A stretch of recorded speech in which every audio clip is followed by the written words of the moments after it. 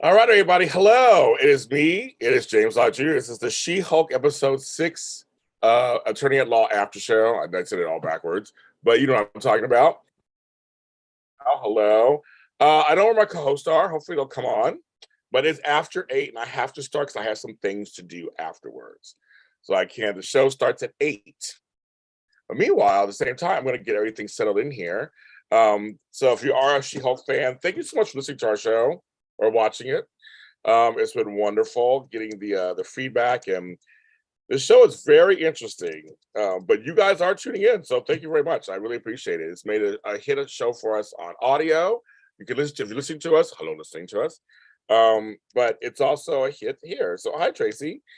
So we're going to talk about it. It's an interesting half-hour show. That's what I gotta say. It's an interesting half-hour show. And I am I'm gonna do the little things I need to do just to set up a little bit, and maybe our coach will come in and to say, so I sent them the right stuff. So I think I sent the right stuff. I'm gonna check that too, make sure I did send the right stuff. I think I did. Okay, give me a second, guys. Hi, Tracy. How are you? Do you watch She-Hulk? Are you a She-Hulk watcher? I'm gonna go to my meetings and see if. No, I don't go to my meetings. I want to go to Twitter, see if I sent the right thing out. Because I'm like, I want to make sure I didn't make a mistake. And have a go, Jack, because I didn't. Oh no, I didn't. Okay, so that one I didn't make a mistake. Nope. And we're gonna do this. Do that. Just getting stuff together after all this stuff before I even start. My phone, nobody's on my phone. Nobody's on my email. This is so, just like this show. This show is crazy talk, right? This show is all over the place. It's crazy talk. And now when I make mistakes in here. Oh, so yeah, Kristen Marie. Hello, Kristen Marie. I'm about to watching. Yeah, well, you know what's funny is I like the show. It's very fluffy. It's very easy to watch. It's very everything. But I'm like, it's really weird because it's not really serious, yet they add little elements in there at the end of these episodes where you're like, is that gonna be serious? Because one of my co-hosts, what's going on? I used to watch The Crib of Hope back in the day too. With what's his name? With oh my god, what's his name?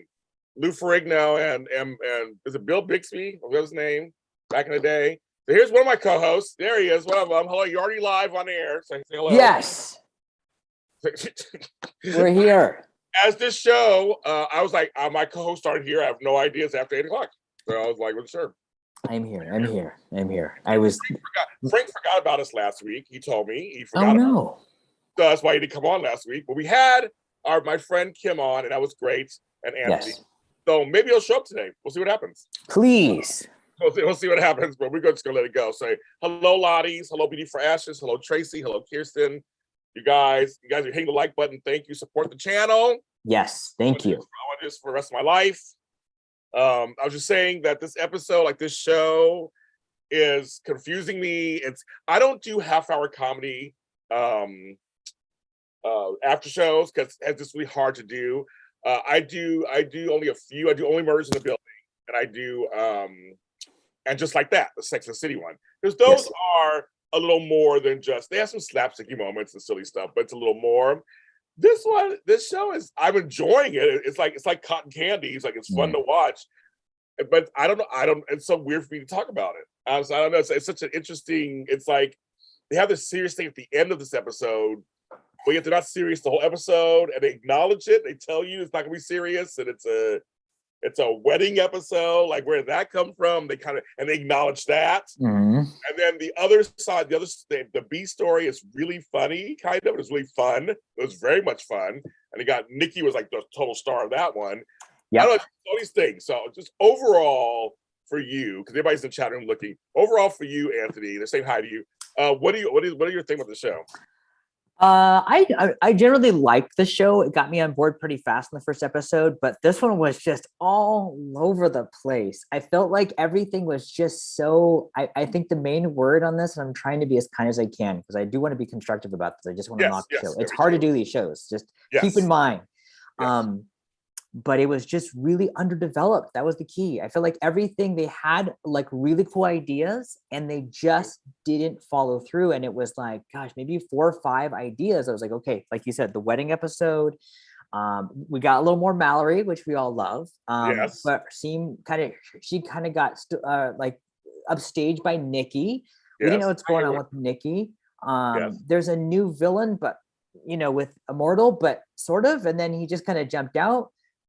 We have these little bits of Titania, but never really as satisfying. It's like a little fight, but then it doesn't quite pan out. It was just so underdeveloped, and I really, really, really, really wanted to be into it, but man, it was hard to stay with it, to be honest with you. Yes. I can see your frustrations. Yeah. Haywood I said Haywood said hi. I love it. Nice Mighty Cap. Thank you. And hi, Kirsten. We appreciate it. Nature is you and nature is me. Exactly. But we get a vibe with you, so don't worry about that. We're getting that going. Yeah. But no, it's like I said, at first I was like, I'm not gonna take any notes. This is my little notebook. I have a little notebook. I'm on the little TVs. I can't. Remember these old TVs, folks? Yeah. Yeah. Okay. So I have my little notes, and I was like, I'm not gonna take any notes because the show's silly. I'm not taking notes. Wait, James. No, but James, I too had started out taking notes. This one, weirdly enough, was really hard to take notes on. Just because it was just like like you kind of, I would start something and then be like, oh wait, now we're not doing it, and then I'd start another thing, and then now we're not doing it. Yes. So, here comes Frank. Okay, here comes Frank. Okay. Oh, here we go. Here we go. Okay, so the man is back. He is back. So, yes, it was a very strange. I was like, and like I said, it was fluffy. I watched it. It was not, it was great. Yes. Well, and James, the thing that really got me, and I'm gonna Hulk out on this one. But I was just like, we get the big. Okay, so here's the 2 disappointing points for me. We get the tease last week of Matt Murdock, aka Daredevil, right? And nothing. And then second was like, we built up this whole thing where she goes in the dressing room and she gets this brand new armor dress ensemble, and it's just a wedding dress and it's like a polka dot. I thought it was going to be like something really out there, but wow. And hi, Frank. So I had to start. I have a thing after this. So I had to start it. Oh, of course, James Lott Jr. You're in a TV. You do what you want. Anthony was late too. I had to start by myself. But you guys are here. You guys are here. You both are here. Yeah. So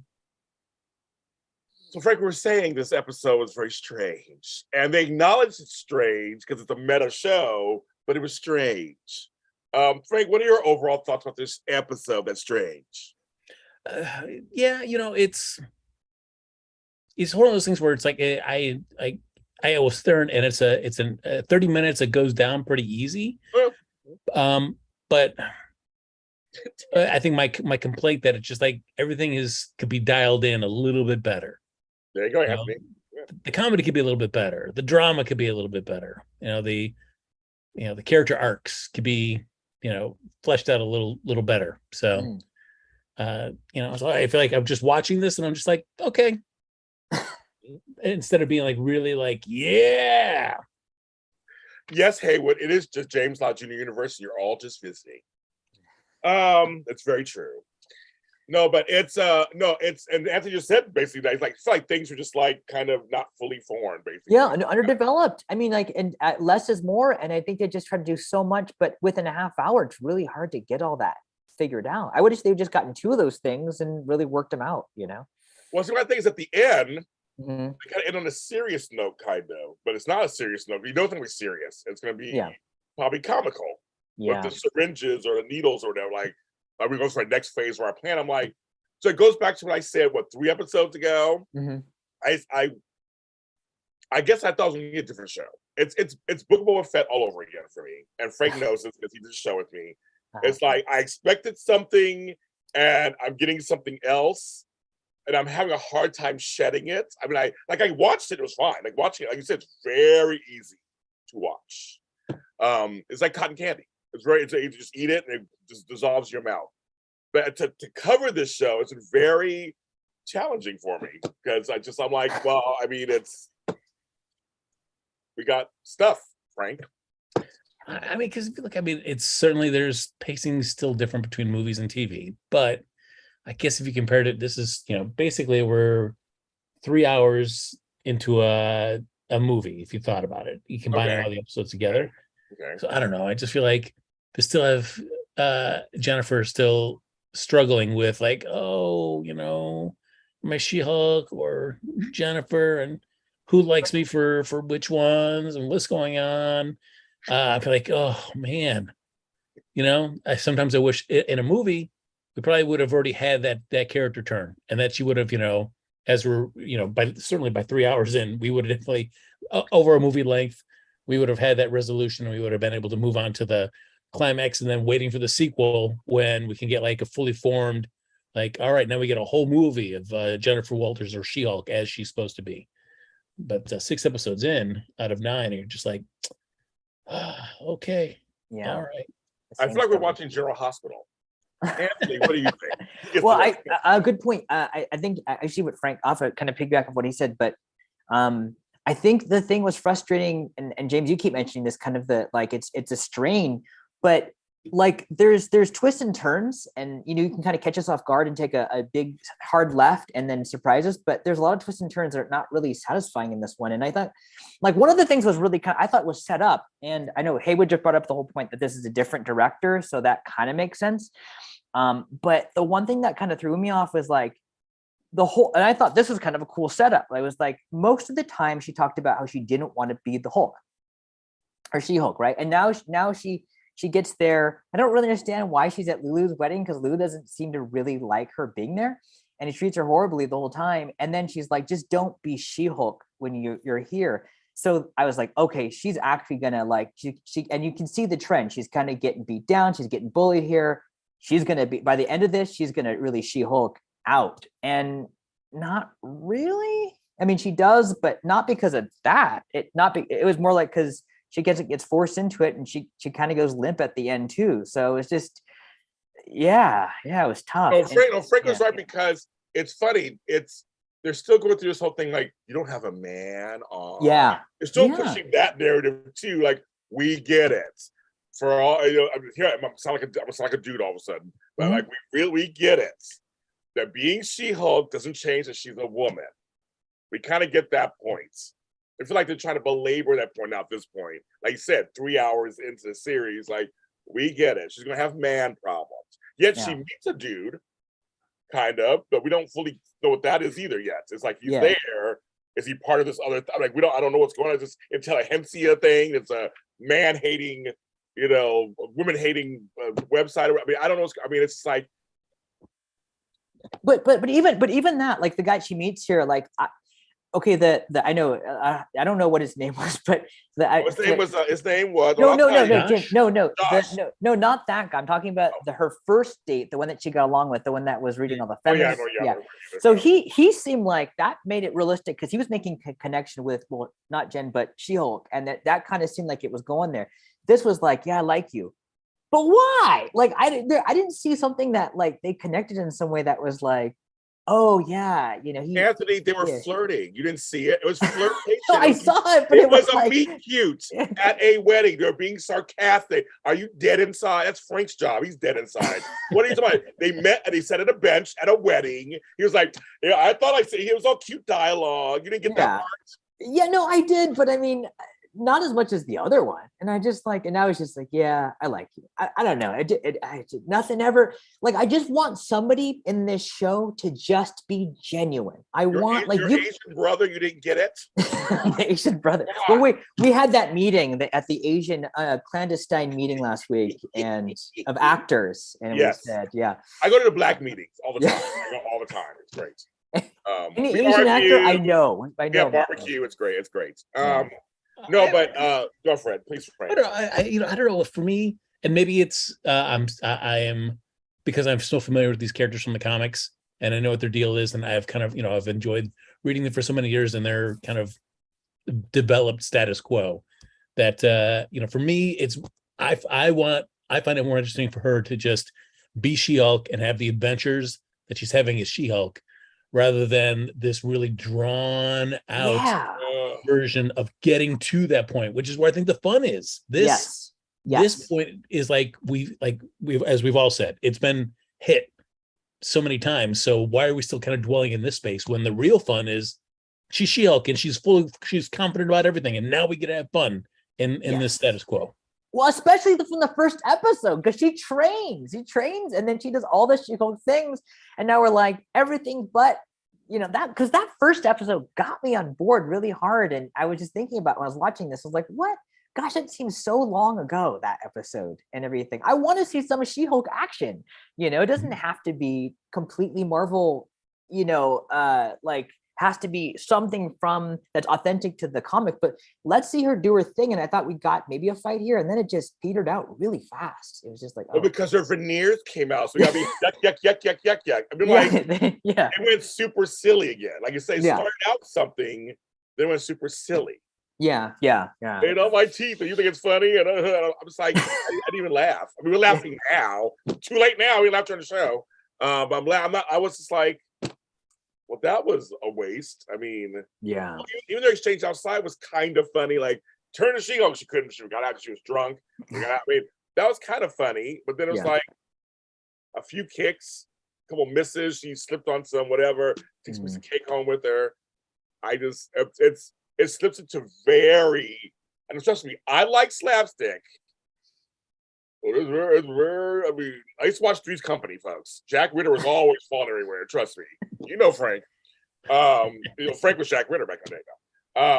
But I knew he looked familiar. I knew he lived. I didn't want to say it. Suzanne Summers and Joyce DeWitt. That's who he lived with on Santa Monica. Someone could knock on your door. So. Someone's waiting for you. They was fighting all the time. But I'm just like, I want people to know this. I like slapstick. I do like slapsticky stuff, and I like stuff. And when it's done really well, and to effect to be really funny, and I don't mind. I don't mind a comedic She-Hulk, a slapsticky She-Hulk. I don't mind that. This episode just went a little off the rails for me, I guess. I mean, again, they're meta about. So they're like, we know this is very inconvenient. It's like, so it's. I thought, okay, it's kind of cutesy, but then it wasn't cutesy anymore. Yeah, because it does set it up like Anthony was saying, that we're waiting for her to, to fully accept like the She-Hulk part of herself, which kind of bolsters her inner self-confidence, so that when the bridesmaids are saying like, hey, wash off or iron out all the groom's shirts, she's like, no, I'm waiting for that kind of moment with everybody and putting him in her place, and it never happens. Never happens. It never happens. That's just so weird. I was like, I mean, the other B story, I guess because we call it the biz, is the Mr. Immortal, which that part made me laugh. Actually, he was kind of funny, and when he jumped, when they were arguing, the girl, and he jumped out to kill himself again, I did chuckle on that one. Did you recognize your boy there? Did you recognize Mr. Immortal? What? Did you recognize Mr. Immortal? He looked very familiar. Why do I know him? He was the mayor's right-hand man in Book of Boba Fett. That's what I thought. I'm going, he looks and sounds so familiar. I was not sure. Thank you, Frank. I was like, he looks so familiar. So, and he was funny in that too. So he makes me laugh. I thought, I swear to God, I thought he looked, I was like, it was killing me. I didn't have a chance to look it up, but he was killing me why he looked familiar to me. It sounded familiar to me. But no, he was funny. And the fact that you notice he had all those wives and a husband, I did chuckle on that too. I did chuckle, but see, I almost wish. This is how fickle Americans are, right? I love me some Lisa Goldsberry. I wanted more of her, but now I wish that could have been Jen and Nikki handling all of that. Oh, because it is Jen, attorney. Jen, it's not Jen. It's She-Hulk attorney at law. Yeah, so I almost wish that B story was their story. And showing her and Nikki working together, because when Nikki was doing that part I thought that storyline was cute. I had no problem with that storyline. How do you guys feel about that? And is Immortal? Is he a real person in the comics, Frank? He is. I mean, he's part of the Great Lakes Avengers. So, I mean, he's got a costume and all that stuff. So definitely a different look from how he appears in the comics. Oh, okay. He's more of a younger guy. Rocking his red and blue costume. But this was a great turn by another by Dave Pasquesi. Yeah, it was a great one. What do you think about that storyline, Anthony? I felt like it was like bordering on treading on what we've seen before with Abomination and all the different followers. It felt kind of like familiar. So, I mean, it was a different, it was like technically different, but it felt kind of the same thing with all these kind of, I mean, it was opposite. They weren't followers; they were the opposite. But it was like, I don't know, I've seen it before, and it was I kind of like I loved having these appearances of different superheroes, but they're in and out so fast from Wong to Abomination. It'd be nice to have someone stick around just for a little bit. Yeah. Well, because I feel like the interesting thing too is, it sets it up just briefly. The first scene we see with Mr. Immortal and Mallory and Nikki, where you see Mallory starting to get a little irritated that Nikki's kind of chiming in when she really shouldn't. Yeah. She's kind of shooting her those glances, and you think it's going to be like, oh well, this is going to be the arc where I guess Mallory kind of learns that Nikki does have valuable skills. Yeah. Which I guess she does. She does by the end of it. Yeah. But it's also, it just feels like, I don't know, like Mallory's arc was just kind of like, I'm shooting you daggers to like not be involved, to like, oh, we don't really see any evolution. It just kind of goes from that to like unconventional but exceptional. And I'm just like, huh? Okay. Her story, her whole appearances on this series is very strange, first of all. So it's kind of like, but go ahead. Yeah, and maybe it's a lot because it's only a half-hour show and there's only so much real estate. It's just like these secondary characters aren't built up enough either to really have any kind of meaningful arcs, where it's just like, I feel like as an audience, you're expected you're doing the narrative lifting for them. Like, oh, okay, I know what this trope is. So, okay, I'll fill in the blanks about how they got from A to, from shooting daggers to like unconventional but exceptional. Well, no, in fact, it almost feels like, who gives a shit? It's like, now that you're along, now it works, and that's it. And that's what, I mean? Like, it feels like sometimes they just throw stuff in, we should just accept it and fucking move on. I'm telling you guys, he understands this. We did the fucking show together. The football was bad. There's an episode where the lead character says nothing. He nods. Frank knows this, and he nods. He won an Emmy for that nod. Won an Emmy for that nod, but that's all he does. He nodded. I'm like, how do you have a character, the title character, he just nods?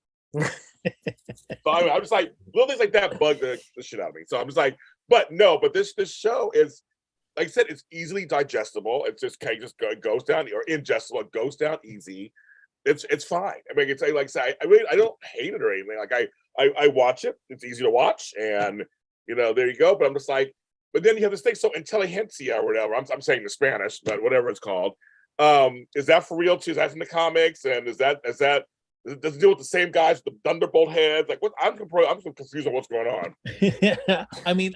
That one I'll have to double check. I mean, certainly could be any kind of form of like hate, okay. Like 4chan or and that. Okay, yeah. I know that. Yeah. But I'm still waiting for them to really identify like who's behind, wanting She-Hulk's blood and what the deal is with that. So that is a storyline this season, I guess. That I'm just trying to figure it out. That's a storyline, I guess. That they're trying, because we had the Thunderbolt people, Thundercats, or who they were. It was them. Then you have them. I'm just like, I don't understand. But I feel like the way that this series is structured itself right now, it's like I feel like I have low expectations of whatever this kind of threat is to be of any true threat, just because anything that's kind of been introduced so far has been kind of easily dealt with and brushed aside. Yes. Loose light comedy. It'll be interesting to see, can they, with only 3 episodes left, sell me that this is like, whoa, this is definitely dangerous. Hayward says, I think and hope we get Julia Louis-Dreyfus cameo in the series as Countess de Fontaine. I mean, it'd be nice. She's going to be in Thunderbolts for sure. So, and it's called, I'm sorry, it's called Thunderbolts. People, I don't know what the fuck this shit's called. And they had shiny heads or whatever. They're in for 2 minutes. They left. I don't know what these people are. That's crazy. James, they're justice like lightning. Oh, that's their catcher. Oh, okay. Now you're on board. Now I'm on board. Okay. And again, just what you're saying. And again, we did not get post-credit thing, so mention that also. But so the hate thing, which that's a great commentary, obviously, on life and getting death threats, anti-She-Hulk stuff.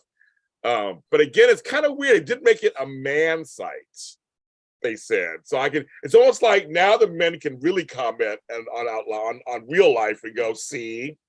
Yeah. I also didn't do that. It was like, now you're playing into that now a little more. I'm like, now these geeky little boys gonna be like, yeah, they hate men.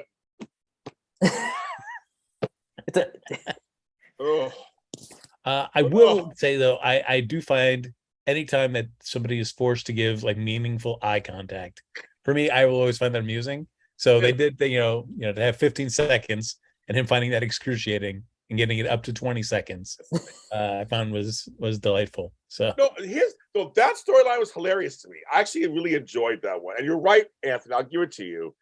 It seems that many of the take two, James. And actually, I can actually do that. Come back. Take two. Actually, I have a marker. Sorry. All of the court stories seem to be relationship related. Yeah. I wonder if something. Well, see, now I'm thinking too deep into it. I wonder if something there. Probably not. It's just they chose to do that, probably. But you're right. They all seem kind of relationshipy. Do we think that Daredevil's going to play more of somebody that's going to be dealing with court stuff, or more superhero stuff?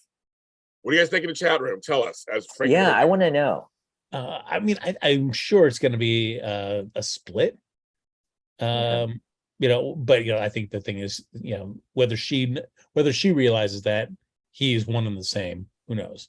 Hey Frank, I wanted to ask you, because last week we had the whole at the end, it's the gold suit. Does that mean anything? Because he's usually had the red suit.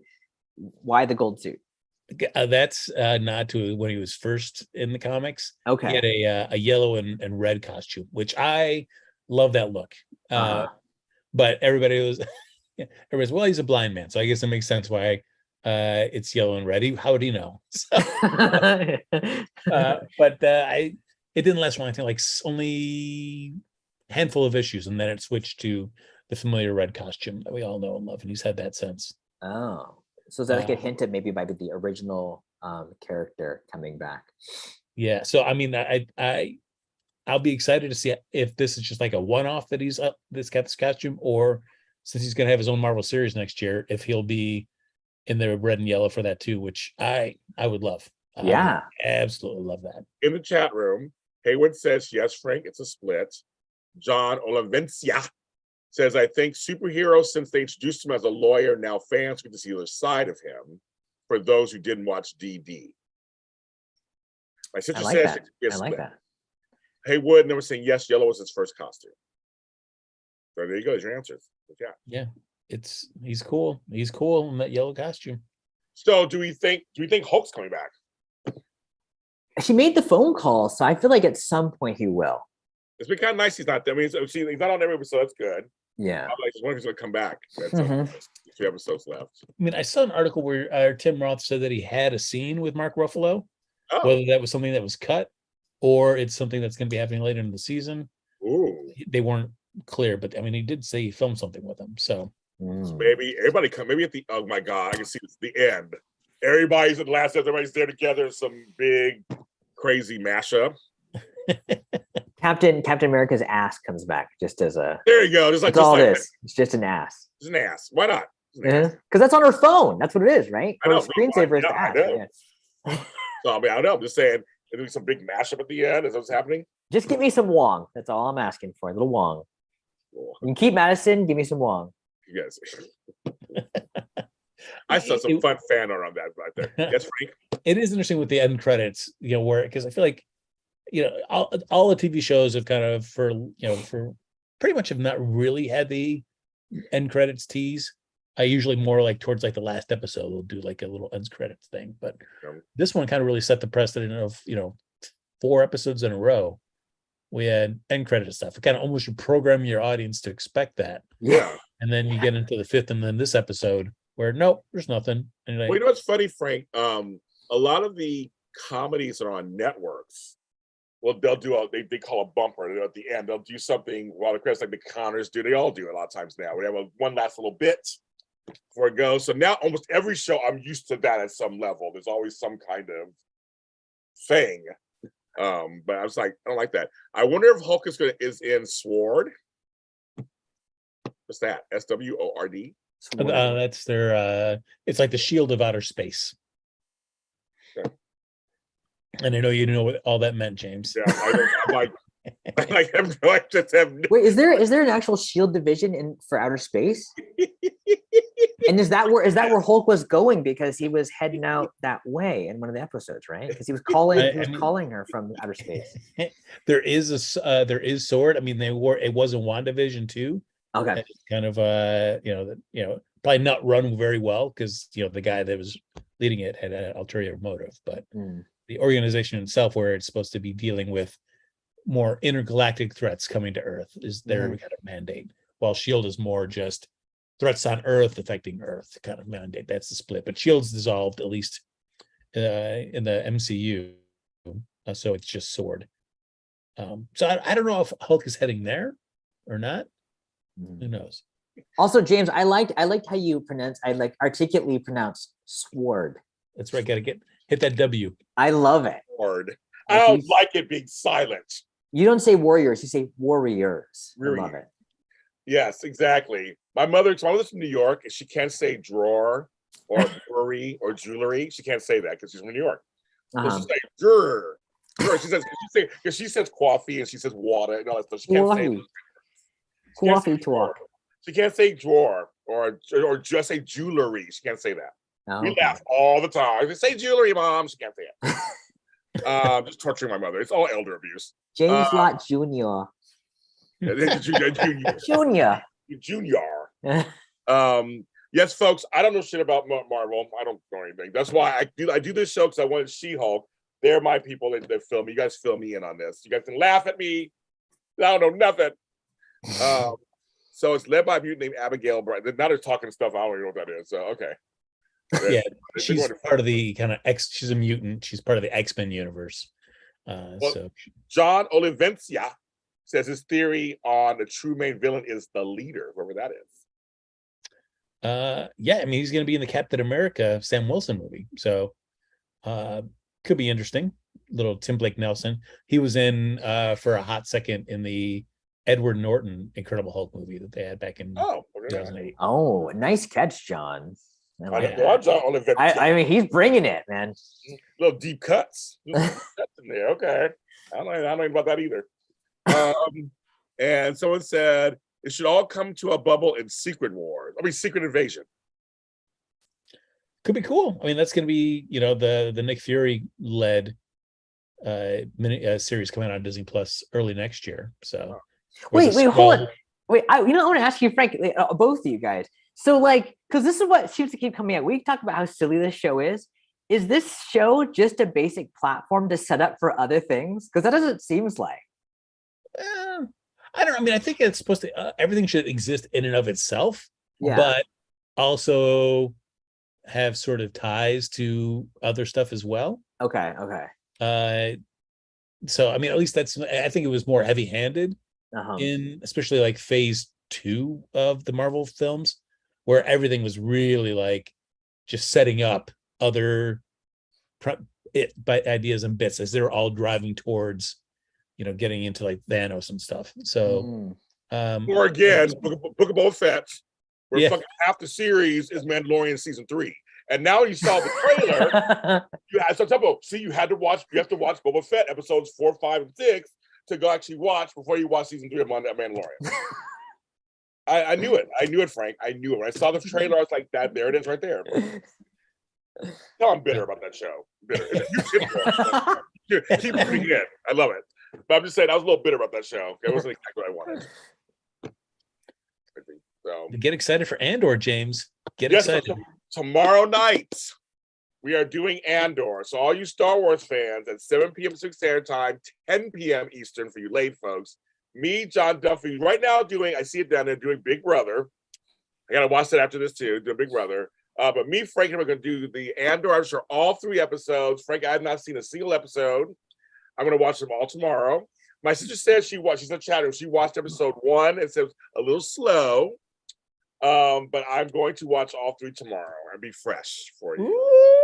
And I have a present. I'm going to show people too tomorrow. I've seen a little special Andor related thing I ordered that I'll be showing also. Tease. What? Is it a chest tattoo, James? Did you get that Andor? Right here, next to Flobo. In Old English. It's Andor in Old English writing. It's Cassian and it's Flobo right here on each back. Andor life. Andor life. That's my bag. Andor. Exactly. They're on chat room going, Andor is a slow burn. Yay for Andor. My sister said I watched it. Yes, she watched it. Someone says, I feel that all of the Disney Plus shows are of themselves, but definitely will add more story excuse me. I have my glasses on. Will definitely add to the story. I don't take two of the story of the fuck. You know what I'm talking about. The movies. No, I agree with that. I think it's all just adding more stuff into the stew. And I feel like the interesting thing will be in this phase is now how these TV characters introduced on the TV shows will transition into the movies. It'll be interesting to see how that goes. Which I think the Marvels will be our first big showing of that, with Miss Marvel being in that movie next year. Oh, I'm so excited about that. Is Shang-Chi going to be in the Marvels? I don't know, nothing I've heard of. Okay. It'll just be, actually, it's both Miss Marvel as well as Monica Rambeau from WandaVision being in there. So two TV show characters kind of follow it up in a film, which would be interesting to see. Wow, that's cool for the actors. Yeah. Moving on up to the east side. Okay. And and your friend who played a Skrull, I'm sure we'll see her in Secret Invasion. Well, she said that she's probably going to do it. They said they're probably going to use her for that. She was telling me. I was like, very cool. Her name was Lori Livingston. So look out for her. Look for a light-skinned black woman skull. Insider information from JLJ first. That's right. It's you heard it here first. Breaking on JLJ Media. Okay, Fred, were you smoking? What's going on? Disney Plus does not help me at all. It's funny. Well, folks, there's really nothing more to talk about. It's done. We talked about it. Wow. That's it. Shout out to our friend Ryan Nielsen. He's the bomb. He works on this show. He's very proud of it. I love Ryan. We love Ryan, so it's fine. And so hopefully we'll see. And I'm curious to see if there will be a season 2. I don't know. After all this, I'm just kind of, I don't know what we don't know what the ratings are. You don't know what the ratings are for these things. You know, no idea. I could see out of all of them so far, I could see this one getting a season 2. Okay. I mean, Loki already has one, but yeah, this one just seems like it's an easy format. There's a lot to play with in the Marvel universe. Mm-hmm. I think it lends itself to an easy season 2 pickup. Okay. So, Anthony, tell me they can find you and all your goodness.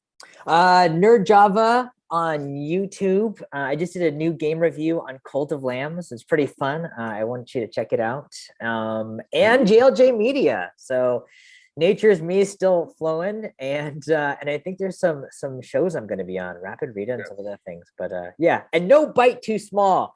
Go check that out on Instagram. No Bite #2 Small. I want to connect with anybody from Leopardus, Kirsten, Zandra, Eyes Only, John, Haywood, and of course Kirsten. Thanks for watching us, guys. And it's great to have Frank back. For fuck's sake, dude. I love having Frank back. I really missed you. I think it was funny. We left and we were about to talk football, but we'll get to that after. I want to, yeah.